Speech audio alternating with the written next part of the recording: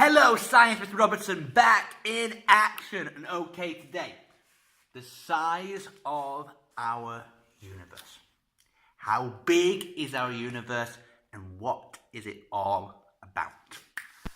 Let's start with something that's kind of close to home. The moon. The moon is a thing in space that is closest to us. The distance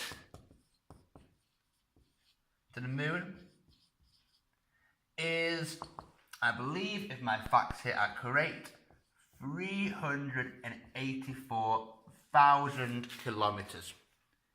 That's a very, very long way. That's about 10 times around Earth. And Earth is a very big place. That is very, very far. But it's also not very far. Our universe is so huge. For example, the distance to the sun is around 150 million kilometers. Which actually works out kind of perfect, because the sun to the moon, if I divide one by the other, it's around 40. The sun is about 40 times further away. But also, the sun and the moon by size is about 400 times here, 400 times here, which means that it's almost a perfect match. When the moon comes in front of the sun, you get a very perfect eclipse, because the shadow, the sun can just be seen around the outside, so it's very nearly perfect. But these distances get huge and huge and huge. I'm going to come back to that at the very end, because there's actually a different unit of measurement we use in space. We don't measure in kilometers when we go any further than our sun, because our sun is just, everything else is so far away. Other stars, other galaxies, they are incredibly far. The numbers I would need for kilometers are billions and billions. We use a unit that is very important in all of science anyway. It is the speed of light. Light is the fastest thing we know in human history. It's definitely much faster than this class doing their homework. The speed of light is measured at this here. About, at least. 300 million meters per second. Or 3 times 10 to the 8 meters per second.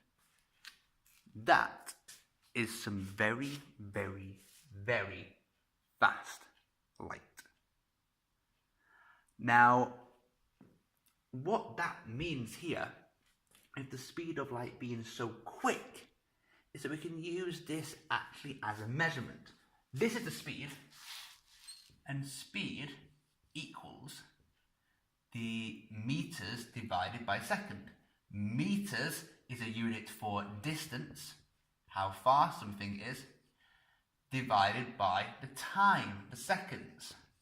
See here, meters per second.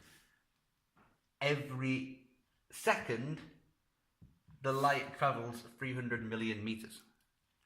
That's really, really, really fast. What I can do is I can change this here. I can multiply by the time on both sides. So my distance equals the speed times by time. And I am talking about very, very, very big distances. So you get a very long amount of time. What I have here is a speed, which is the speed of light,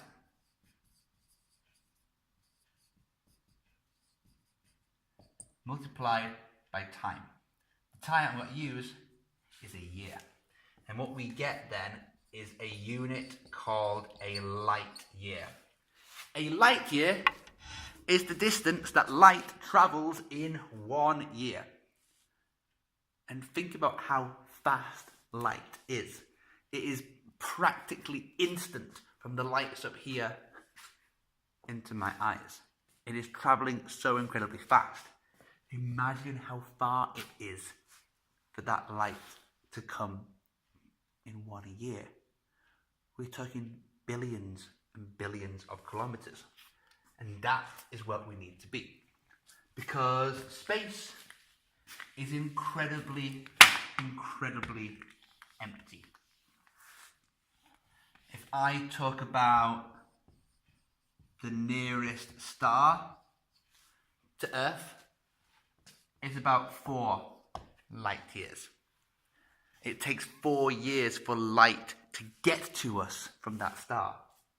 If I talk about the nearest possible planet with life, then I'm talking at least 20 light years. Now this is crazy, 20 light years. That means it takes 20 years for light to travel from Earth to that planet, or to come back to us. So, if here's Earth, and here's this other planet over here, you can't see that good. Here's planet X or Y, or XY we'll call it, why not? And it takes 20 years for light to go there. So if I send a signal there, I have to wait 20 years for them to get it. And if there is life there, there probably isn't. If there is life there, and they get that signal, and they go, oh my goodness, this signal, and they send it back, it takes another 20 years. If I ring up and go, hello, I don't get an answer for 40 years. That is how big the universe is. I can ring somebody in Australia and they can answer me almost straight away. That is a 40-year wait. And that's the closest life to us. We are in the Milky Way, Wintergarten, a galaxy, a big swirling group of stars. The middle of the Milky Way is about 30,000 light years. Such an incredibly long way. We think the black holes that are closest to us are in the middle of the Milky Way. That is quite close, in the middle of our galaxy. The middle of our galaxy.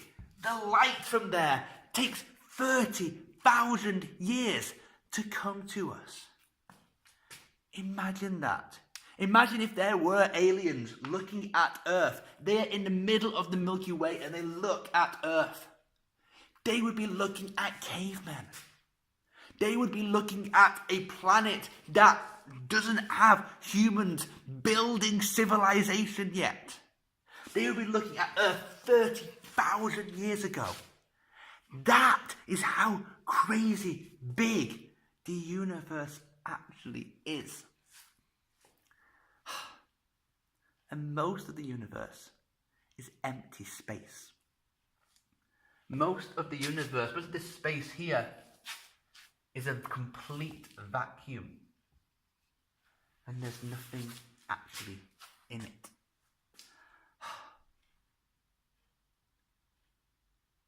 And this is the second problem, before I even answer that. We believe, in fact, we're quite certain, that our universe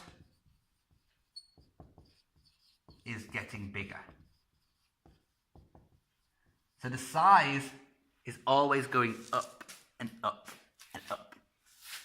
Originally, it had a size of 0. Or as close to it as we can imagine.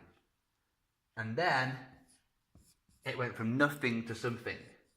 We call it the Big Bang. It's a complicated theory. And we don't have a true answer to what happened before, if anything. from that nothing there was a something. And that we know because if we look at light made at the very start of this here, I won't say too much now. If we look at that light is no longer light like we see. It has turned into radio waves because radio is very stretched light. Basically, you make it really long, it goes through microwaves and radio waves. If you can make that light really, really short, it turns to ultraviolet and X-rays. Quite dangerous, quite high energy, in fact. But you stretch out the light and it becomes radio waves. So as the universe has got from here and stretched out, the light has stretched as well. You need radio telescopes to actually see that.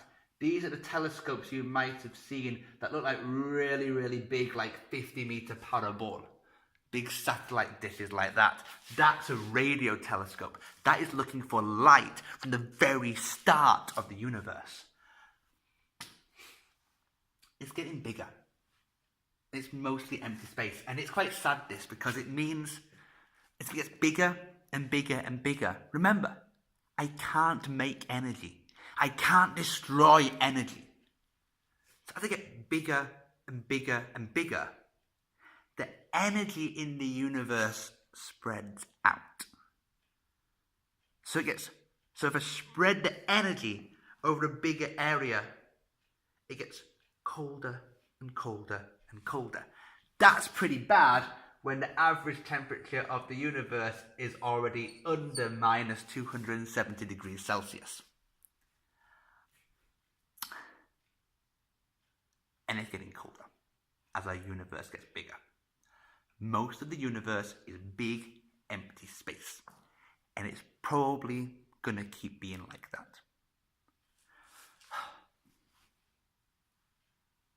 The size of that universe?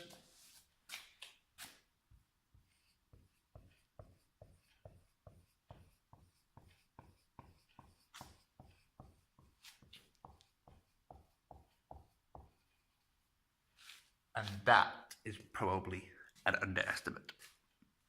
It's getting bigger all the time. Thank you very much.